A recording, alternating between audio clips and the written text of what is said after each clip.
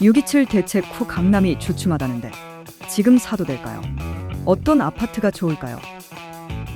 중장기로 볼 때는 강남과 마용성 그리고 이제 서울 지역은 오를 가능성이 높아요. 그 온도차는 좀 있겠지만 상승폭은 제가 말씀드린 대로 10년 주기설 이렇게 본다면 마음을 좀 더 편하게 가져갈 수 있는 것이죠. 예, 그런 측면에서 본다면 서울 그 중에서도 우리가 알짜라고 하는 똘똘한 상급지라고도 하죠. 핵심 입지 이들 지역의 강남으로 집값은 적어도 2035년 내지 40년까지는 그대로 상승세가 이것도 오해가 있으면 안 됩니다. 10년 주기설 5, 6년 상승하면 4, 5년 하락한다고 그랬어요. 사이클이 있다고. 그럼에도 불구하고 고점이 높아지는 우상향을 그릴 가능성은 확률이 70% 이상 정도 됩니다. 예, 그런 측면에서 강남으로 이사는 고려할 수가 있어요. 근데 단기적으로 강남의 집값을 보았더니 예, 우리가 집값 위험지수라는 게 있거든요. 국토연구원이나 한국은행이 발표를 해요. 이걸 살펴보면 이미 고점을 넘어섰고 신고가를 경신. 이게 무슨 의미예요? 적어도 가슴 정도는 온 것 같아요. 예, 그런 측면에서 저는 강남으로 이사를 지금이라도 무리해서 이제 대출 규제도 안 된 상황에서 하는 거는 더 높은 수익을 기대하는 건 쉽지 않다. 단기적으로는. 그리고 앞으로 집값의 변화는 좀 변화무쌍할 걸로 보여져요. 저도 이재명 정부가 어떤 정책을 내놓을지 가늠이 안 됩니다. 만약에 집값이 더 오른다면 종전에 우리가 경험해보지 못했던 것들이 나올 수도 있다. 그런 의미에서 지금 강남으로 무조건 대출 추가 대책도 예정돼 있는 상황에서 이를 감행하는 것은 좀 무리다. 다만 우리가 서울도 보면 그러니까 강북 지역 같은 경우가 더 변화가 많거든요. 예를 들면 청량리라든지 또 하나는 광운대 역세권, 창동 이런 역세권의 변화도 많고요. 또 하나는 이제 일기 신도시 재건축이 된다 그러면 GTX 이런 걸 좀 주목해야 돼요. 이렇게 본다면 제가 볼 땐 꼭 서울의 강남과 마용성만 주목하지 말고 그 인근 지역, 변화가 많은 지역들에 내 집 마련을 하는 게 저는 좀 더 유리한. 그러니까 단기와 중장기의 전략에 따라서 이건 차이가 있다. 또 하나는 앞으로 그 추가 대책이 구체적으로 어떤 거에 나올지에 따라서 시장은 상당히 출렁거릴 가능성이 높다. 부침이 심할 것이다. 그런 측면에서 좀 신중한 자세가 요구된다고 봅니다. 이른바 똘똘한 다세대 빌라를 찾고 있는데요. 재개발 노린다면 어디가 좋을까요? 최근에 빌라를 좀 주목해야 할 필요가 있습니다. 그리고 빌라에 관심을 있는 이유는 아파트 투자를 할 수 있는 만큼의 자금이 안 되기 때문이에요. 그런데 여기에 이제 꿀팁을 좀 드리죠. 우선 아파트가 오르면 결국 빌라도 오른다. 서울의 빌라는 지금 실소유자 입장에서는 주목할 필요가 있다. 이것도 강남이나 소위 마용성 이런 지역, 요즘은 이제 광진이나 동작, 강동구까지 이렇게 이제 소위 밴드 wä건 효과라고 그래가지고 풍선 효과 이런 걸 생각해서 보고 있는 거잖아. 이 전략은 좋아요. 근데 빌라를 투자할 때는 우선은 실소유자여야 돼요. 이걸 전세해주고 자기는 뭐 투자 목적으로 하는 거는 여러 가지 제약이 따라요. 그러니까 빌라는 매수를 하되 실거주를 염두에 두어라 하는 말씀을 꼭 드리고요. 그런데 빌라 중에서도 소위 말하는 개발 호재가 있어야 돼요. 이 빌라의 개발 호재는 뭘까요? 물론 역세권이라든지 재건축 아파트가 되는 곳의 빌라는 시간이 지나면 빌라도 재건축이 될 확률은 높아져요. 시간이 좀 걸리더라도. 이런 걸 좀 염두에 둬야 되고요. 가장 첫 번째는 서울시의 정책인데 모아주택 모아타운이에요. 예전에는 가로주택 정비사업이라고 했거든요. 근데 그게 이제 모아주택 모아타운이라 좀 노후도라든지 주민 동의율을 낮추었어요. 거기다가 용적률이나 층고를 좀 높여줬어요. 서울시가. 이걸 활성화하려고. 그건 잘한 거라고 봐요. 그러니까 좀 완화된 기준이 적용되는 모아타운, 모아주택이 있다. 이걸 지금 말씀을 드리고 이런 곳들의 빌라는 이건 당연히 지금 매수하기에 딱 적깁니다. 여러분들에게 가급적 실소유자분들에게 한다면 강남 지역에서도 보면 아파트 단지가 이미 들어섰는데 저층 단독 다가구 다세대 주택이 밀집한 지역이 있어요. 그게 역삼역 주변에 일부가 있고 역삼 그 다음에 또 하나는 언주라든지 논현 주변에 일부 있어요. 여러분 지도를 보고 찾아보세요. 그 다음에 이제 수서와 가까운 오금이라든지 뭐 이런 지역들이 좀 있어요. 이런 다세대 다가구 밀집 지역을 잘만 고른다면 이런 빌라는 뭐 시기의 차이는 있겠지만 언제든 재개발, 재건축이 될 수 있는 여지가 있다. 근데 이런 것들은 두 가지를 좀 확인하세요. 하나는 구청에 전화를 하세요. 인허가 단계가 얼마인가, 주민 동의율이 얼마인가, 그리고 땅값이거든요. 땅값이 그동안 많이 올랐나, 주변에 비해서. 두 번째는 아파트의 평당 땅값보다 빌라나 연립주택의 땅값은 한 70% 이하가 되는 게 맞잖아요, 가격이.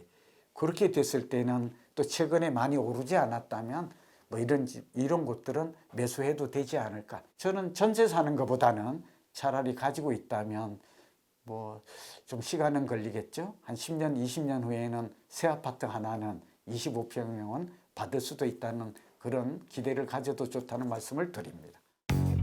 목동 재건축 단지 거주 중인데 김포공항 고도 제한 소식이 있습니다. 재건축 기대하며 계속 살아야 할까요? 아니면 이사 가야 할까요?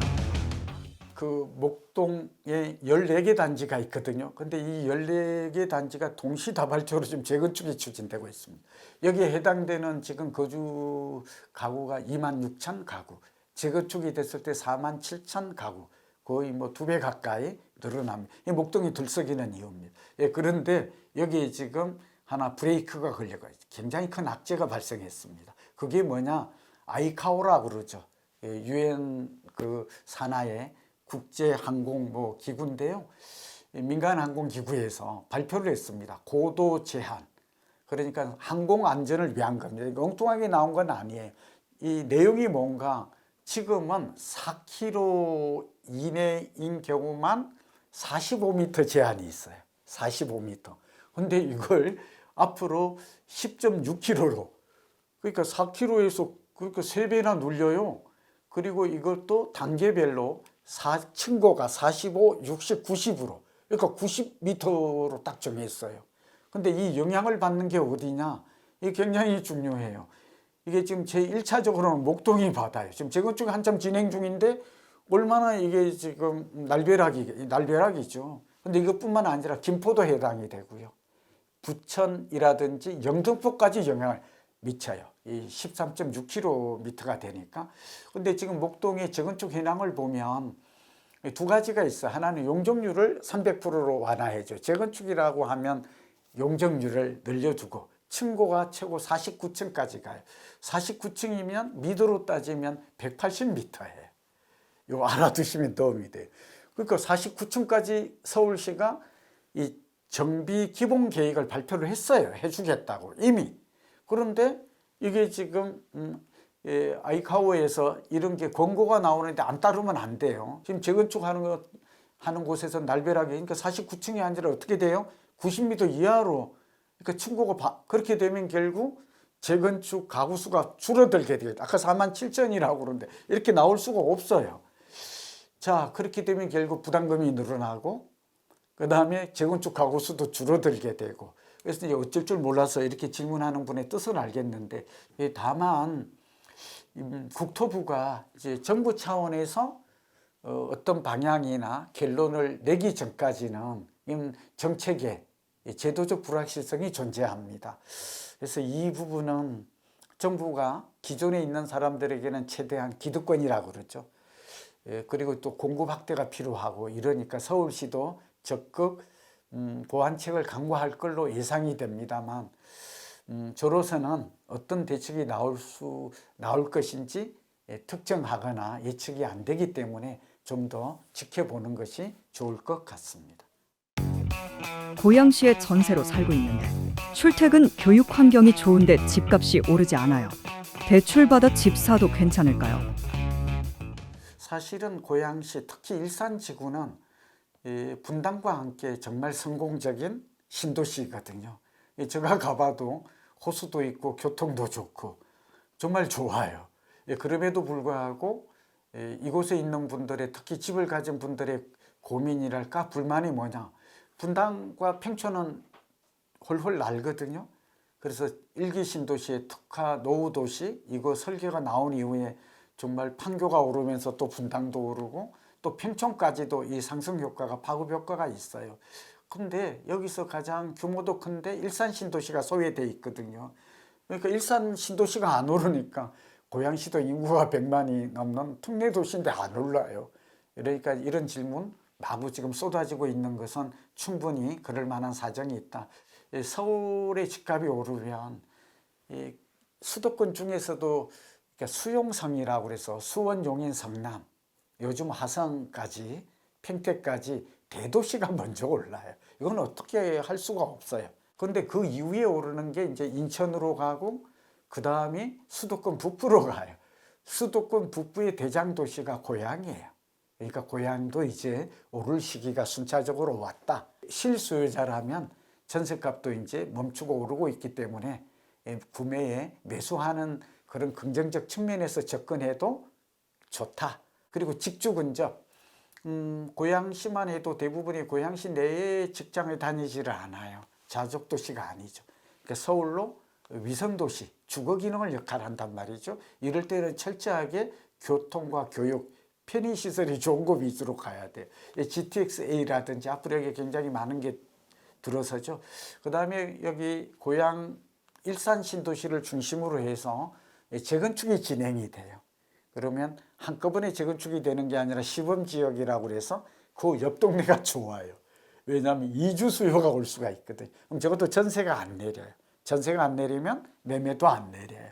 그러니까 앞으로 교통이 좋아질 것, 그 다음에 편의시설이 풍부할 것, 살기 좋을 것, 그 다음에 재건축이 빠르게 진행될 곳, 예정지. 여기다가 고점 대비해서 집값이 많이 빠진 곳이 좋고 또 나도 재건축이 될 걸 예상한다면 이왕이면 대지 지분이 많은 곳을 많은 아파트 단지를 선택한다면 아마 좋은 결과가 있을 것으로 확신합니다.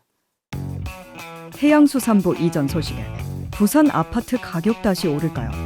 언제 어느 지역이 좋을까요? 요즘 특히 많이 받는 질문 중에 하나가 부산이나 대구, 광주, 대전입니다. 특징이 뭐죠? 광역시입니다. 이분들이 왜 지금 질문이 많아질까요? 우선 두 가지입니다. 서울은 뜨겁게 달아올랐다. 또 뭐 고점을 갱신했니 최고가니 막 뉴스를 쏟아져요. 두 번째는 전세값의 변화예요. 매매값에 먼저 움직이는 전세 시장이 심상치 않다. 그리고 세 번째를 봤더니 입주 물량이 좀 줄어들고 있다. 왜냐하면 아파트를 안 지어요. 3, 4년 전부터. 결국 여기도 공급이 좀 부족해지지 않을까? 새 아파트가 줄어들지 않을까? 여기다가 하나의 부산 같은 경우는 특히 질문이 하나 더해졌어요. 해양수산부 이전에요. 여기다가 산하기관까지 지금 움직여요. 그럼 한 2,000명 정도가 움직일 여지가 생겼거든요. 그러니까 부산의 큰 선물이죠. 부산 진역이 있는 동구로 이전이 거의 결정된 것 같아요. 그리고 뭐 빌딩도 IM 빌딩을 구했다 이런 얘기도 이미 뉴스에 나오거든요. 그러니까 동구의 아파트를 사고 싶다. 그리고 부산 진역 주변이니까 교통도 좋지 않냐. 그러니까 결국 무주택자 입장에서는 부산도 지금 사봐도 되지 않을까 하는 질문이 우리 시청자분들이 지금 쏟아지고 있는 거고, 저는 매입해도 괜찮다. 지금은 저가 급매물을 노린다면, 저가 급매물은 시세보다 5%에서 한 10% 싼 걸 말해요. 특히 또 동부 쪽 같은 경우에는 지금하고 달라지는 게 위상이 북한 개발이 또 있어요. 그러니까 하나만 보지 말고 해수부 북한 개발이 있고 이 주변에 여러 가지 부산 진역이라든지 이런 쪽에 크고 작은 개발 계획들이 제가 지금 자료도 보고 있거든요. 뭐 동삼 해양 클러스터라든지 문현 혁신도시라든지 크고 작은 개발 계획이 많아요. 이 실수요자 입장에서는 이런 것들은 하나의 호재이고 집값의 상승 요인도 되고 특히 직주 근접 실수요자인 경우는 지금쯤 부산은 오르기 전에 매입하는 것도 합리적이고 현명한 선택이 될 것이라는 단문을 드립니다.